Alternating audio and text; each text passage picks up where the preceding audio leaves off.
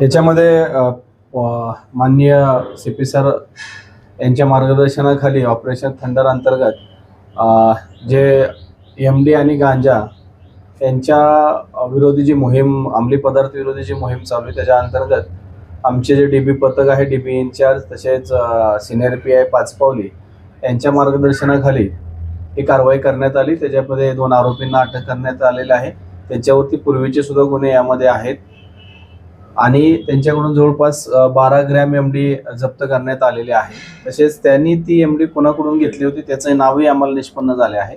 तर आरोपी सध्या फरार आहे आणि आमचा पुढील तपास आमच्या PSI माझगावकर करत आहेत। याच्यामध्ये 2 आरोपी आहेत, आशिष रामटेके, त्याच्यावर पूर्वीचे 2 गुन्हे आहेत। त्यानंतर एक शेख आदिल शेख रशीद, ह्याच्यावर पूर्वीचे 4 गुन्हे आहेत। हे रेकॉर्डवरचे गुन्हेगार आहेत।